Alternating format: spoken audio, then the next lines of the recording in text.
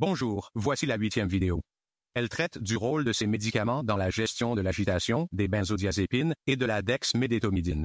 Commençons par parler des benzodiazépines, en particulier du lorazépam, que l'on appelle parfois le meilleur ami du psychiatre d'urgence parce qu'il est utile dans de très nombreuses situations, tout en étant relativement bénin.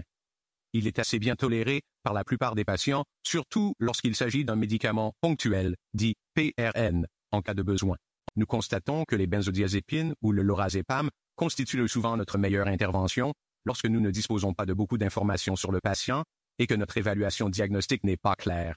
Nous savons que les antipsychotiques, en général, et même les antipsychotiques de deuxième génération, qui peuvent présenter un peu moins de risques d'effets secondaires ou de mauvais résultats. Nous savons qu'ils restent risqués par rapport au lorazépam. Ainsi, proposer du lorazépam lorsque nous ne savons pas vraiment ce qui se passe peut nous donner une chance, nous faire gagner du temps pour que la personne se calme, se détende un peu, et c'est peut-être même le traitement approprié. Si quelqu'un est en manque d'alcool ou de benzodiazépine, par exemple, ce sera le bon médicament pour l'aider à se calmer.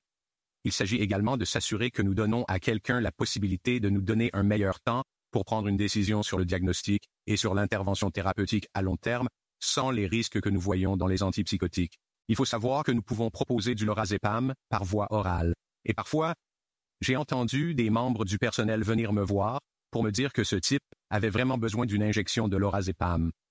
N'écrivez pas pour une prise orale. Ce qu'ils ne réalisent pas, c'est que le délai d'action du lorazépam oral est essentiellement le même que celui du lorazépam intramusculaire. Nous savons que d'autres antipsychotiques, par exemple, agissent plus rapidement par voie intramusculaire que par voie orale, mais ce n'est pas le cas du lorazépam. Il n'y a donc aucun avantage à administrer la piqûre à quelqu'un, elle n'agit pas plus vite, et même si le personnel pense que c'est le cas, vous pouvez simplement le rassurer en lui disant que le délai d'action du lorazépam oral et du lorazépam intramusculaire est à peu près le même. Et n'est-il pas préférable d'éviter cette piqûre d'aiguille pour avoir une meilleure relation avec le patient? S'il est prêt à prendre des médicaments par voie orale, c'est toujours ce qu'il faut faire avec ce médicament. Le personnel infirmier s'inquiète parfois du fait qu'un patient cherche à se droguer ou qu'il manipule pour obtenir une benzodiazépine. C'est quelque chose qu'il faut évaluer et exclure, et il ne faut surtout pas donner le médicament comme un bonbon. Vous pouvez l'utiliser comme médicament d'urgence, comme médicament ponctuel, et vous assurer que le personnel sait que cela ne sera pas répété, en particulier si vous craignez qu'il s'agisse d'une personne qui cherche à se droguer. En même temps, si vous n'utilisez ce médicament qu'une seule fois, vous ne créerez pas de dépendance. Vous ne créerez pas une situation où vous ferez de quelqu'un un toxicomane. Il existe une nouvelle possibilité passionnante de traiter l'agitation qui est vraiment une voie différente de celle que nous avons utilisée auparavant, et c'est l'une des raisons pour lesquelles elle est si passionnante. Pendant toute ma carrière en psychiatrie d'urgence, qui s'étend sur plus de 35 ans, lorsque nous parlions du traitement de l'agitation, nous n'avions à notre disposition que des antipsychotiques ou des benzodiazépines. Dans de nombreux cas, nous sommes très réticents à utiliser des antipsychotiques parce que leur profil d'effets secondaires est risqué et qu'ils sont également exclus pour les personnes atteintes de démence, par exemple, en raison du risque d'accident vasculaire cérébral, AVC. Ils font l'objet d'un avertissement encadré. C'est pourquoi il a été très intéressant de voir pour la première fois qu'il existe un produit autre que les benzodiazépines et les antipsychotiques que nous pouvons utiliser et qui est maintenant approuvé par la FDA pour le traitement de l'agitation, à savoir la dexmédétomidine. Ce médicament a été utilisé dans le passé pour le délirium en soins intensifs, mais il existe maintenant une formulation sublinguale approuvée et indiquée pour le traitement de l'agitation dans les troubles bipolaires et la schizophrénie.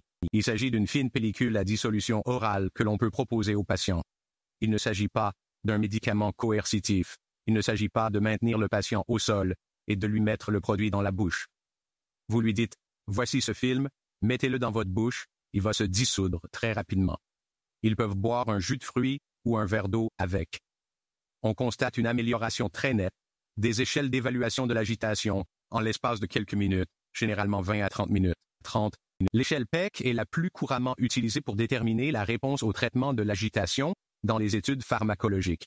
Le PEC fait partie d'une échelle d'évaluation psychiatrique plus large, mais il s'agit en fait de la composante excitatrice qui mesure les éléments à l'origine de l'agitation, laquelle, si on la décompose, comprend 5 parties différentes. L'excitation, la tension, l'hostilité, le manque de coopération et le manque de contrôle des impulsions.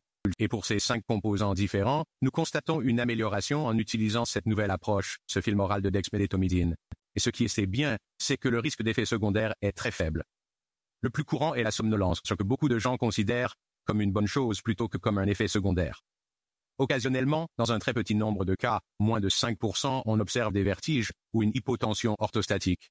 Les points clés de cette discussion sur les benzodiazépines et les nouvelles possibilités de traitement de l'agitation sont les suivants.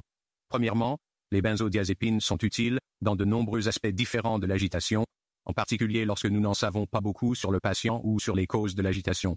Ces médicaments sont relativement bénins. Ils sont généralement bien tolérés par la plupart de nos patients, surtout si on les compare aux antipsychotiques.